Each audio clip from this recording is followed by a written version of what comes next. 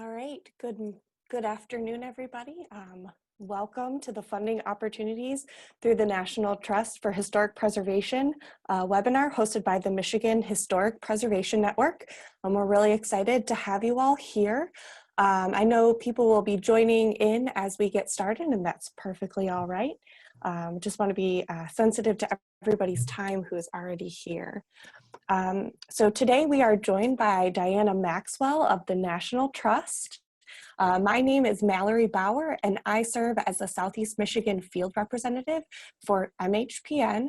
And our mission is to advocate for Michigan's historic places to contribute to our economic vitality, sense of place, and connection to the past.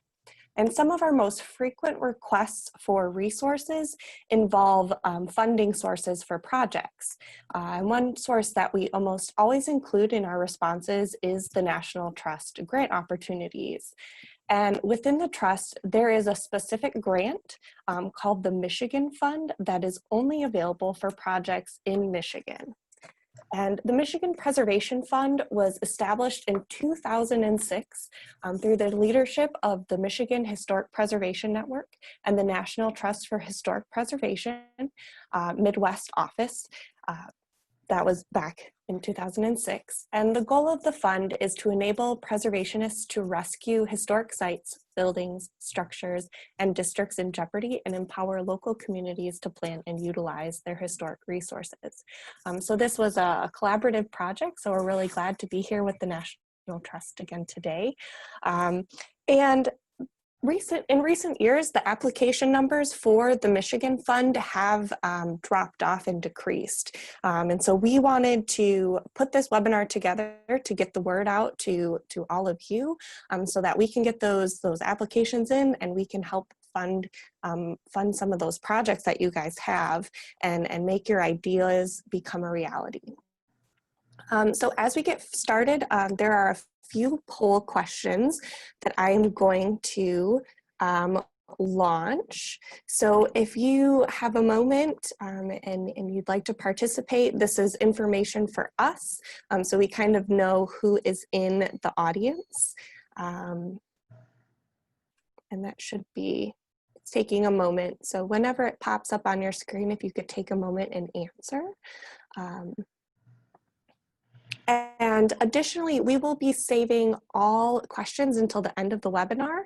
But if you have a question, you can still type it in.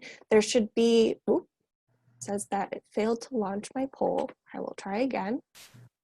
And it's not working, of course. All right, well, we will get back to that at a later time.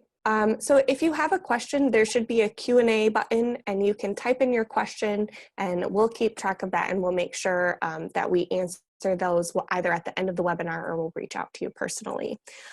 Finally, this webinar is being recorded for later viewing. We will share that link with all participants and we will be sharing it through our social media outlets as well. So at this time, I would like to turn it over to Diana Maxwell, Grants Manager at the National Trust, who has graciously joined us today. Thank you, Diana. Thanks, Mallory. I'm happy to be here, and it's nice to be on video with you all from DC today, which is pretty gray, but you know, it's January, it happens. So it's, you know, I like to start these presentations with just kind of putting a face to these names. If you've ever called us or emailed us in the grants office, you've probably talked to myself or to Lizzie. And since I'm on video today, my picture is a little bit less important than usual, but this is what we look like. We are based here in the Watergate office building in Washington, D.C., which is the National Trust headquarters building. And that's our contact information, our email, phone, and website, which will be on the screen later as well. But we're always happy to chat about your grant questions, or if you have a project that you're unsure of. So that's who you're calling. Or emailing when you talk to us. So today, it's just kind of an overview of our grants program. So I'm going to start off talking about our forum membership and why you should care about it. Then talk about the Michigan Fund and how that interplays into our larger grant fund program, some other special funds, the overall grant process, and then finish up by talking about two larger grant programs that are national programs, the African American Cultural Heritage Action Fund and the National Fund for Sacred Places. that have a little bit of a different process when you apply than our other grants do. So they're kind of kept out for that reason. And then we'll finish it up with questions. So we'll go ahead and get started with why you should care about the Preservation Leadership Forum. We just call it forum basically, but it's a membership level of the National Trust.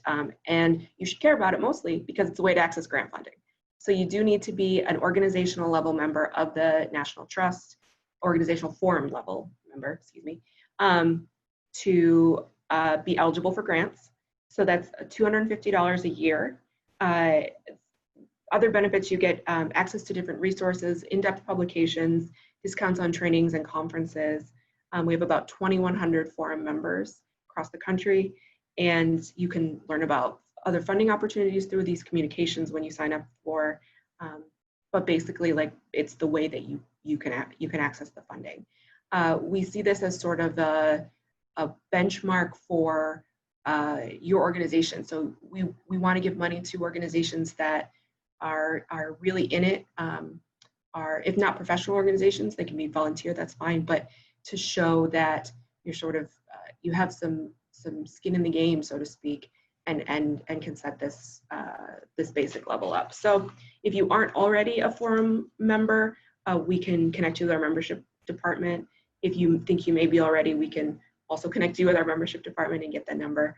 So that's something you'll have to put on an application. So we have a number of different grant programs, but the largest program we have are our National Trust Preservation Funds.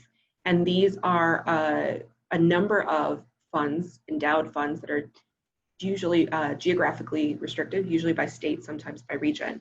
So that brings us to the Michigan Fund, which is part of the National Trust Preservation Fund. You'll use that application. So if you're out there looking for a National Trust grant application and you look for a Michigan Fund, you're not going to find a lot because it's rolled into the overall National Trust Preservation Fund. Follows those guidelines and deadlines, but it's specific money for Michigan that's restricted to just being used for projects in Michigan. So we have about $15,000 left for the remainder of this fiscal year, and our fiscal year ends on June 30th. So our upcoming February deadline will be the last deadline for that money. Generally in a year, we have about $9,000 available for grants. Grants are typically ranging from $2,500 to $5,000. The $5,000 is the maximum you can ask for. So, you know, we have a little bit extra this year, due to some rollover, as Mallory mentioned. We've had a couple of years where we haven't gotten very many applications, so we just have a little bit of extra money that's rolled over. And I wanted to point out some great Michigan projects that we've given grant money to in the past, and this one on your screen now is in Detroit. It's the Vanity Ballroom, and it was a grant we gave a couple of years ago to help stabilize the building for about $4,000. So like I said, about $15,000 left in Michigan this year. That could be up to 5 or 6 grants. And Mallory wanted me to mention, and it's a great kind of perk for you all in Michigan. They're happy to help you to look over an application before you send it in and to kind of talk about that. And we work with MHPN to make the grant decisions as well. So kind of knowing them, having them help you with the project really can help you in your grant process. So overall, the National Trust Preservation Funds, if this covers everything with the Michigan Fund, but if you have friends in other states, this would be the same for them. We have about $1 million available nationwide. The awards are pretty small. The idea is that there's seed money to get your project started. So they require a 1-to-1 cash match. You have to be a nonprofit or a government agency. And like I mentioned, our next deadline is February 1st. We have 3 deadlines a year: February 1st, June 1st, and October 1st. And these all fund the planning phases of preservation projects or education activities around historic preservation. We have a couple of funds in this fund that are programmatically restricted. So we have something called the Battlefield Fund, which is limited to projects on battlefields, and the Modernism Recent Past Fund, which is limited to projects from the recent past. So none of those, though, are you don't have to apply to any of those specific funds. You just need to apply to the Preservation Fund, and then we do the work on the background to connect connect your project to the right fund. So that's not something you need to worry about. You can just apply to this fund. So to just give a little bit of examples, of what we're talking about. So for education and outreach, this was a project in Wayne, Michigan, where they were doing some programming, public programming on historic preservation. They were going to have sessions that focused on modern architecture, on historic preservation 101, on adaptive reuse, and the building on the screen was one of the buildings in their town that they were going to use. It's the Wayne Savings and Loan Building, and one of, I think, the only mid-century modern architecture piece of architecture in the town. So the program was going to be held in this former bank that would help both generate interest in the property and promote adaptive reuse. So this is sort of like the educational side of things we're looking at. So aimed at the public, reaching new audiences, and sort of introducing them to the movement or focusing on this. We also can fund conference sessions. Generally, they're used for travel costs for speakers or speaker fees, things like that. So those are sort of the education and outreach portion. We also can fund planning projects. So this can basically be, it's hiring a consultant to help you with your project at the planning level.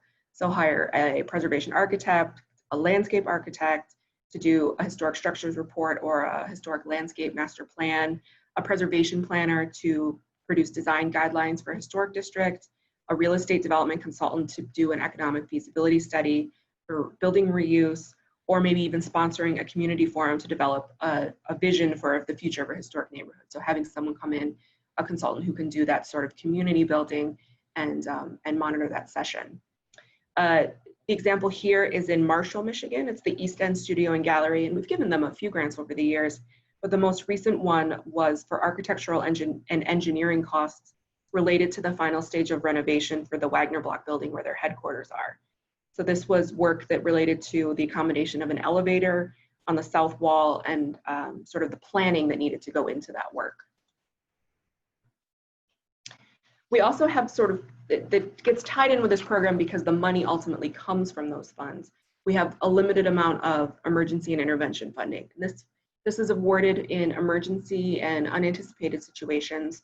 So you're going to see some of the same restrictions as the preservation fund because the money's coming from the preservation fund. Nonprofit organizations, the range is can start a little bit smaller, but the big deal here is that it doesn't require a cash match. We understand if it's an emergency situation where something's come up, you probably don't have money on hand to match it, but we can help you get started at least on after a fire or a flood or something like that. This project on the screen is out of Georgia, and this was a fire at Morris Brown College in Atlanta, and it was a former dormitory. The intervention grant helped the Georgia Trust bring in a structural engineer who could design a bracing system to hold up the exterior walls. The inside was just completely lost and had to be gutted, but the exteriors were still there and salvageable, so they could design that bracing system to do that. So unfortunately, the intervention funding can't pay for physical work. So a lot of times it's bringing engineers in to kind of assess the damage. We've had this happen as well. Maybe your town engineer doesn't have the experience with historic buildings. And so to bring in someone else to say, no, we can save this building, particularly on main streets, in Main Street communities, we do this a fair amount. But this application is not open all the time. I mean, it's a rolling application, but we do have it under a password. So we want you to contact us first to talk through the process. We don't want you to fill out an application if we don't have any funding available. We don't want you to use up your time that way. So email us at grants@savingplaces.org if you have an emergency situation, and we can work through it with you. So we do also, as I mentioned, have a number of special funds that are not part of the National Trust Preservation Fund specifically, but are National Trust grant funds. So the first is the Johanna Favreau Fund for Historic Preservation. And the great thing about this fund is that it does allow for brick and mortar costs for physical preservation costs. Sort of you see that planning and education portion, and then beginning last year, we started to allow for brick and mortar costs too. And the amounts you can ask for go a little bit higher, up to $15,000. Other guidelines are pretty similar. You can read the full guidelines on our website. If you just Google Favreau Fund, you'll find it. And this only has one deadline per year, and that's coming up in March 1st. We've had 6 grants from Favreau in Michigan since 1998, but we haven't had any since 2014. So I'd encourage you to think about this one, especially if you need that brick and mortar money. This is a good opportunity for that. Tied in with the Favreau Fund is the Cynthia Woods Mitchell Fund for Historic Interiors. And this again is planning, education, and brick and mortar money, but linked to the interior of a historic building. So again, it goes up to $15,000, one-to-one cash match, nonprofits, one deadline of March 1st. Very similar to the Favreau Fund, but it is focused on that interior work. So this could be if you have, in this case, it was a mural, a historic mural at Texas A&M University, stained glass windows, plaster repair or paint analysis, that kind of thing can all be funded with this fund. Both of these funds are donor advised, meaning we have donors who are on the grant jury to help us make the decision, donors of the original money. So it takes a little bit longer for us to go through these applications. The applications are due March 1st, but we won't notify applicants until July 1st. So that's just something to be aware of, that that does take a little bit longer just because of the process. We've made 7 grants in Michigan from the Mitchell Fund since 1999, but we haven't done any since 2013. So, you know, it's time to come in for Favreau and Mitchell. We also have the Hart Family Fund for small towns. This unfortunately does not allow for brick and mortar preservation, but does fund planning and education grants. This is limited to small towns. So that's identified as a population of less than 10,000 people, can fund up to $15,000, same cash match, same nonprofits and government agencies, and one deadline per year. It's going to be May 1st this year. It's generally May 1st. And this project is a fun project on the screen. It's the Teslo Preservation Group in Livingston, Montana. And this is a grain elevator that you see does not have a roof.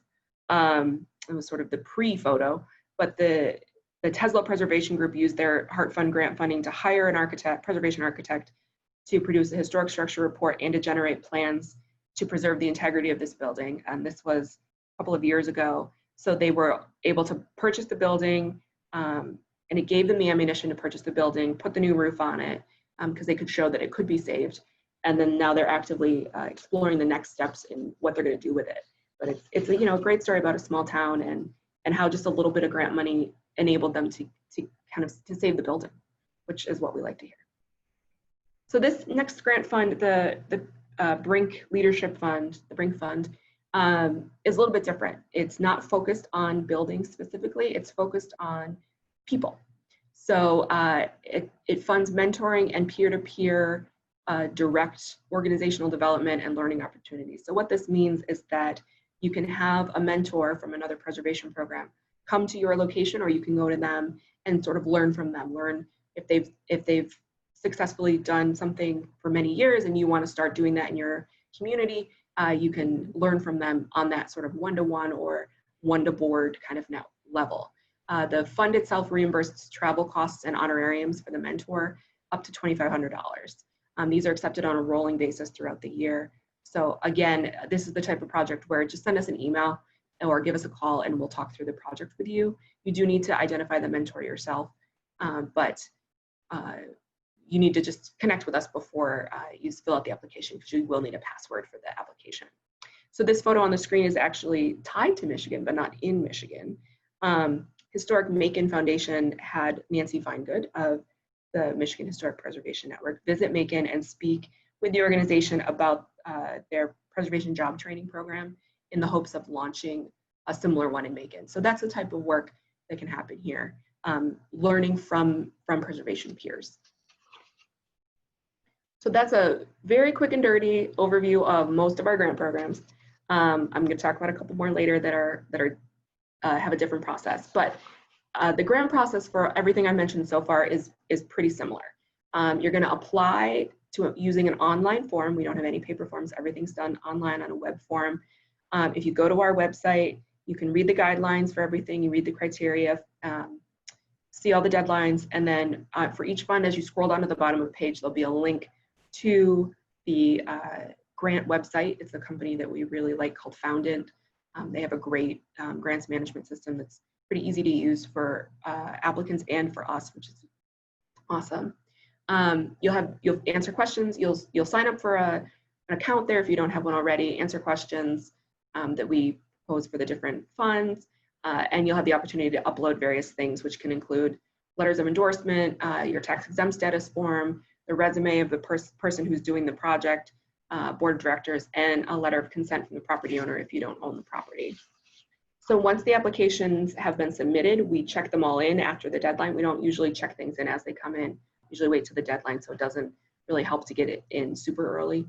It doesn't give you any kind of boost up.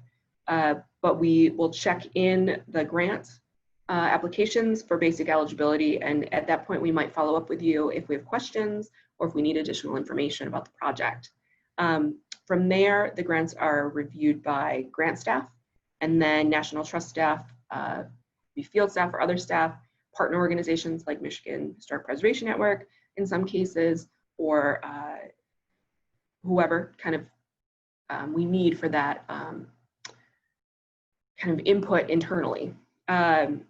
Once they're been reviewed and we collect up their comments, the decision is made by a grants committee, which is made up of the grant staff, the vice president of field services at the trust, or a grant jury, which can be National Trust staff, donors, external preservationist members who will have come in for a jury, and then we will notify the applicant once the decision's been made. So this is typically 8 weeks from the due date. It's usually about a 2-month turnaround. That's what we strive for.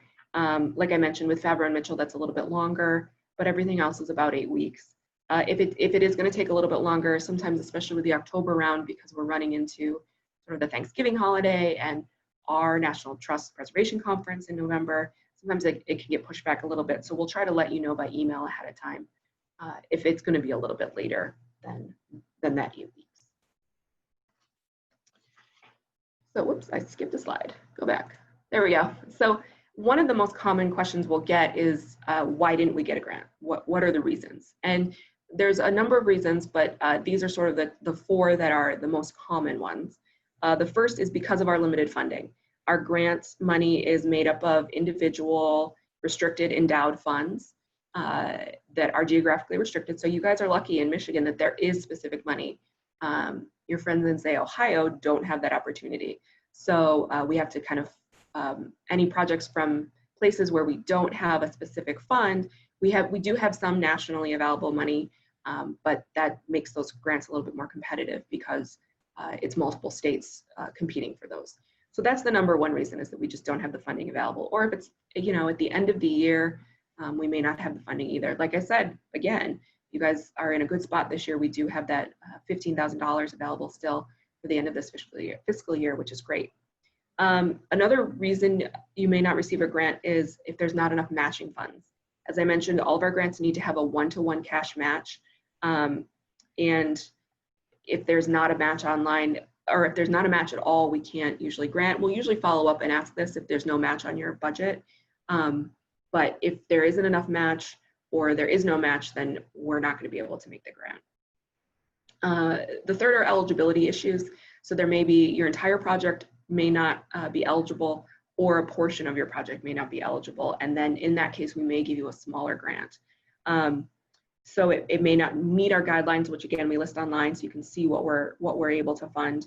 And also our minimum grant is $2,500. We rarely go less than that. So if you have a very small project, that may be a reason your project doesn't get funded as well. And just to kind of clarify about not having enough eligible expenses, you have to have enough eligible expenses that both meet the amount of our grant and meet what would be covered by your match for the grant. So let's say you have a $10,000 project and you're asking for a $5,000 grant.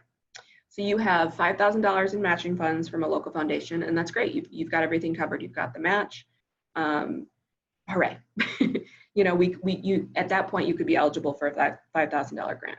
But let's say that $5,000 of your project is to hire an architect to create drawings for you to do architectural renderings and plans, and $5,000 is for the contractor to do the work for your building.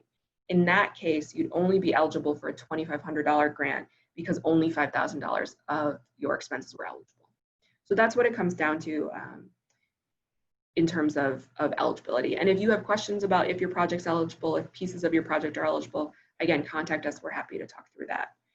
The final reason why a grant may not have come through is that it wasn't the right fit. It may not be preservation focused. We see this sometimes in our educational programming applications where it may be focused more on general history than on historic preservation or a specific place. And it could be a great project. It just isn't something that really kind of fits what we're looking for. Or it may not be the right fit for you. If you're working on an educational project, but your roof is about to cave in on your building and the focus doesn't seem like it's in the right spot, we may not fund the project either. In that case, if it is something where you're actively working on stabilization, but maybe the pictures of your building don't look great and you're asking us for other funding, it's a good idea in your project description to explain that, to explain why that is and say, well, we're working on this. We anticipate that it'll be done in X time, but in the meantime, we're also doing this. We're trying to raise awareness of the site by doing these other programs. So that's the kind of thing that can go wrong. But again, reach out to us before you apply. That's sort of the easiest way to do it. Send us an email, give us a call, can talk about your project to see if it makes sense. Sometimes the timing is off for a fund too, so you may just need to apply again. Like I mentioned, February is the end of our fiscal year. So sometimes we may just have used all the money for the year. Some of our grant funds are very small and that can be an issue. And also consider a special fund, something like the Favreau Fund or the Mitchell Fund. We may recommend this to you, or we may consider it ourselves and move it over ourselves to review that way. And you guys also have the great opportunity to talk to MHPN about your project as well. That's not something that happens in all states. We don't have that sort of relationship with all statewide. So, it's great that you have that available to you to think about your project and make sure that you're putting your best project forward.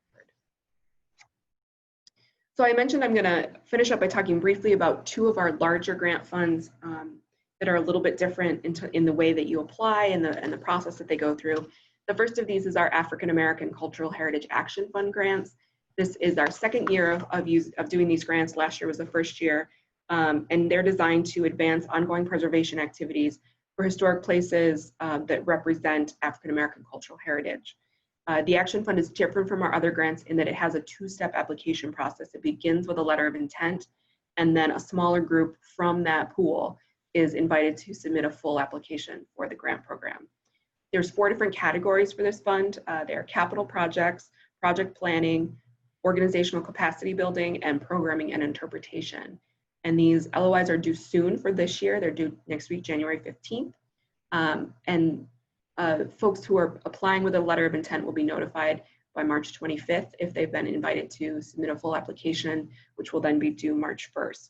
So this is the second year we've had this fund. We do expect it to be very competitive.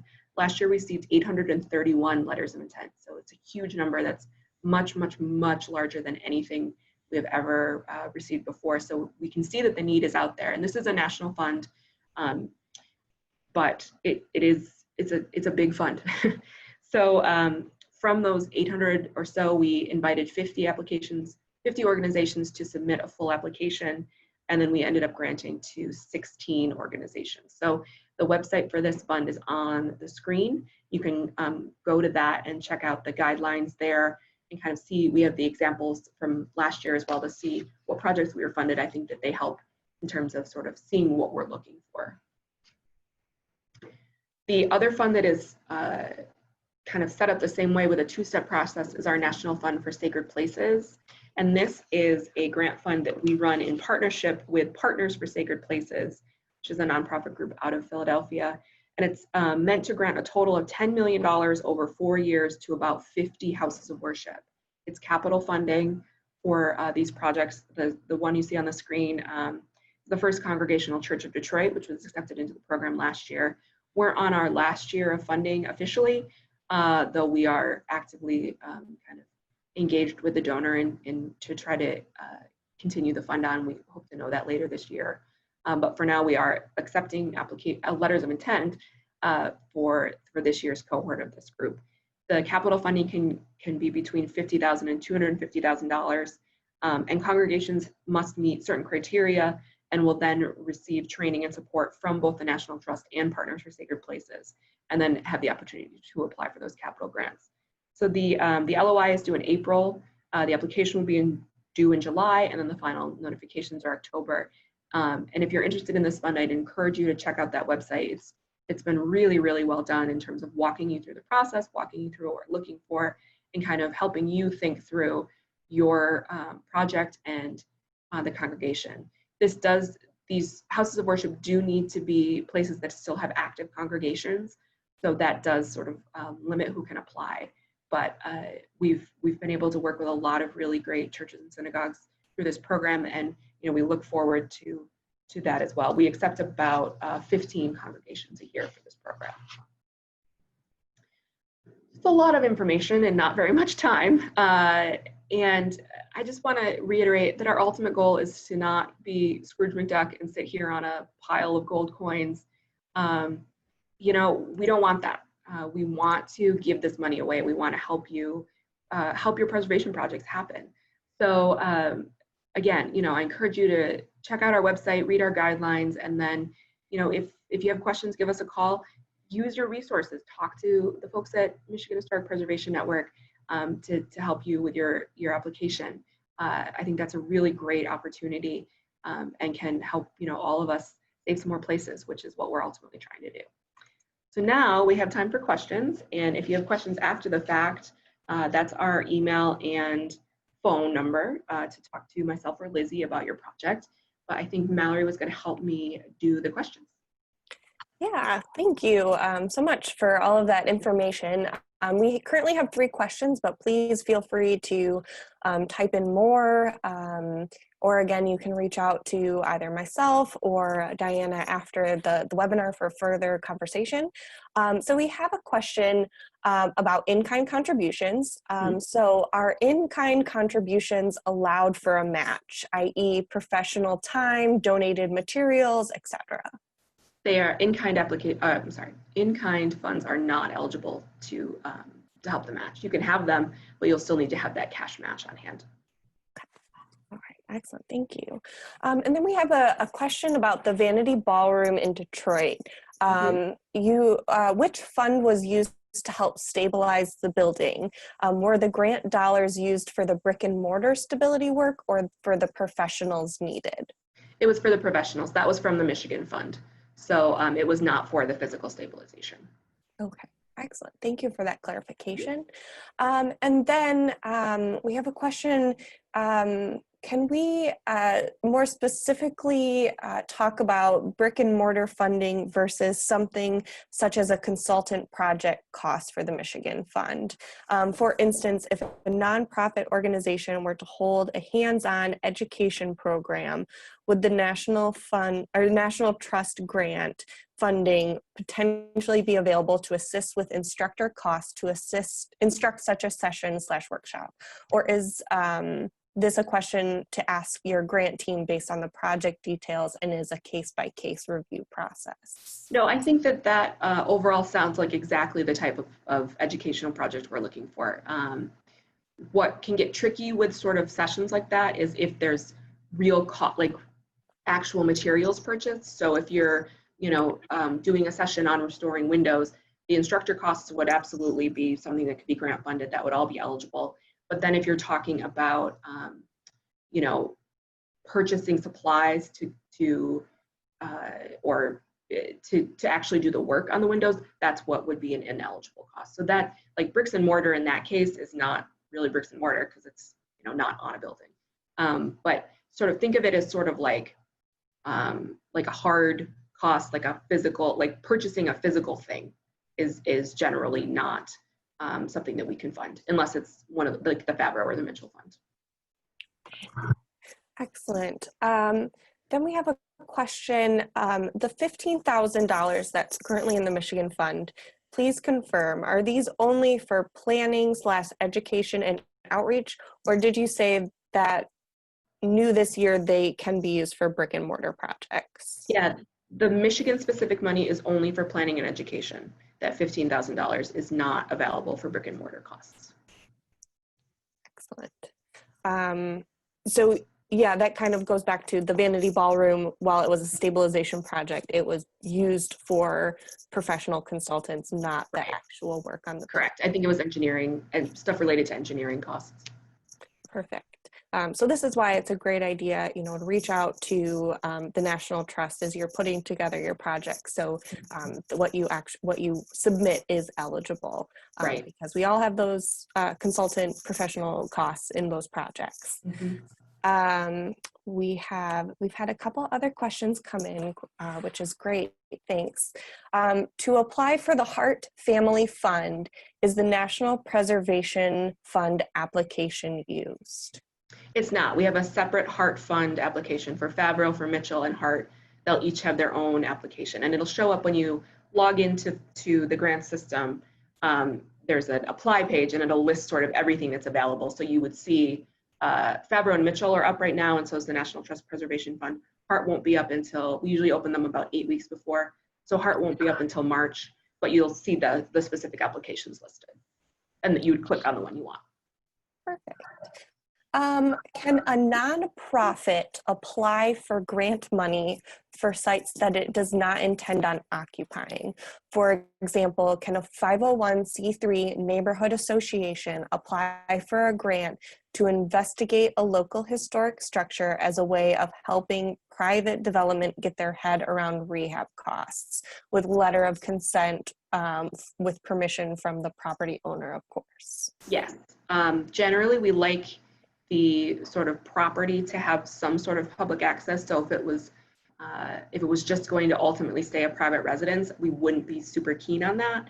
But if it's some sort of commercial building, or if it would be used, you know, I'm thinking like we do this in like big M main streets and little M main streets all the time, where, you know, the local nonprofit is coming in and sort of getting maybe those costs for rehab, to be able to then go to a developer and say, look, it's not going to cost as much as you think, or it's going to cost exactly as much as you think, but you should do this. Great, thank you. We have had 4 more questions come in, and so we have plenty of time. So keep bringing those questions to our attention. So my university is just starting a major project with some historic preservation aspects. I'm developing my expertise in the area, something outside of my normal work. Can the Michigan Fund money be used to support students at university for stipend or tuition? Yes, with the caveat that it can be used towards internships. One of the things we can't fund are like staff, like salaries. So if it's not someone who's full-time, if it is like an intern type program, that we can do. But we kind of need to work through that. I think send me an email, or Mallory, like we can talk through that. I think that there's a way we could fund that. We would just need to be careful about it and make sure that as much of your project is eligible as possible. Okay. Could we talk further about the Forum Connect Ask Me Anything, where you can continue to answer any grant-related questions? Sure. It's a big week for me. I'm all over the place. Yeah, it's something that we just launched on Forum Connect. Forum Connect, if you don't know, is an online, it's free, it's online. You don't actually have to be a forum member to be on it. It's sort of a communications tool and networking online site. So I'm the first Ask Me Anything. We kind of stole it from Reddit, but that's fine. In terms of, I'll be there and looking up and answering questions there. I've been told I only have to look once a day, so I don't have to look all the time, but I'll be on this week and can answer questions for folks there. And then they're gonna have, I think next week, have someone else, I don't remember what it is, but the idea is to have this be sort of an ongoing thing with folks from the trust and folks from outside of the trust answering questions about their areas of expertise. Excellent. So another great resource for everybody as you are looking for funding and resources for your projects. Yeah. Aside from the cash match, can an organization layer other grant or private funding sources to meet needs in conjunction with? Yep. And we say cash match. We don't care where that cash comes from. It can be from a foundation, it can be from donors, it can be from your bank account. It's just we just do that to sort of separate it from in kind. So we often have state grants, federal grants, sometimes local foundations. All of the above can count as that match. And we see this too, where our funding, because it's not huge, might be like a small piece of a much larger project. So if it's a big restoration project in a town or city, maybe you're getting some state money, maybe you have foundations, and then ours is just like a little bit of that. And so in that case, you may also have, say you have, we're gonna make it easy, $10,000 in architectural costs, and then you have another $50,000 in construction costs. You'd still be eligible for that $5,000 grant because you do have that 10 of eligible costs, and then all your other match to fill the rest of that project costs counts as match towards our grant.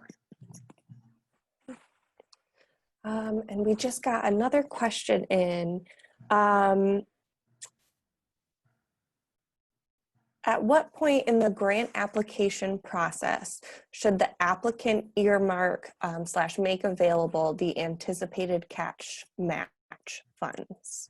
So if you have them on hand already, we have basically, I'll backtrack.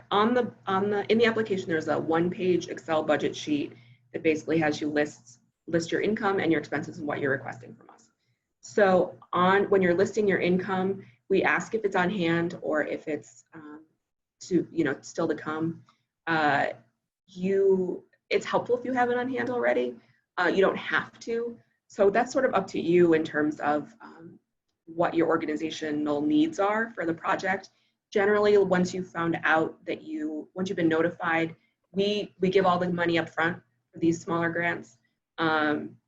We have some large capital grants that we sometimes split the costs, but anything I talked about today, with the exception of the African American Fund or the Sacred Places Fund, you get all the money up front. So you need to have the match on hand by the time the project is over so that you can pay your people. But it's up to you sort of if you want to have it in the bank when you apply, or maybe it's a pledge, not a donation that's been totally received yet. That's okay too. I hope that answers that right. I think so. So we have currently reached the end of our, Jessica. We've currently reached the end of our submitted questions. So I'll give everybody just a moment or two. And if we don't have anything further coming in, I think we'll wrap up. Again, this has been recorded and we will be providing the link to attendees, and we'll also be posting to our social media outlets. And I think the big takeaway is there are resources available. They are competitive. You might not get them your first time applying for them, but do reach out to us at MHPN, to Diana and her colleagues at the National Trust to talk through those applications, because there's stuff and we know you guys have a lot of exciting projects that you'd like to do in your communities, and we'd like to help make sure that those get funded and get started. So we did have a question come in, so we're not completely done yet. If a project is on the National Register and the historic district list, but has serious roof damage from an arson fire, would it still be eligible for funding? Yeah, it doesn't need to be, nothing needs to be designated. It doesn't have to be on the National Register. It helps just to, it's a little bit easier to pull the history of a site together, I think, if it's already been done. So yeah, that should be eligible. And eligible in terms of like planning, right? Right. So most of the funds still wouldn't be able to, put a tarp on the roof or put a new roof on the roof. But if it's, a complicated roof, you may need engineering work to kind of get that planned out. Or, have structural engineers come in and see what needs to be done exactly. Excellent.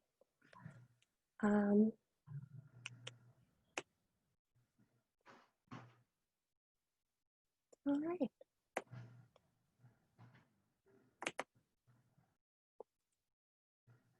Well, that's all that has come in. So with respect to everybody who's participating time, of course, if you have questions that come out, shoot myself, Bauer at mhpn.org, an email, or email Diana at the email address grants@savingplaces.org. The conversation doesn't have to stop at the end of this webinar, so do reach out. We're happy to be of any type of resource that we can to you guys. And with that, I think that we can wrap this up. Again, Diana, thank you so much for your time and answering all of these questions. And we hope you guys have a great afternoon. And look forward to seeing applications from Michigan just rolling in.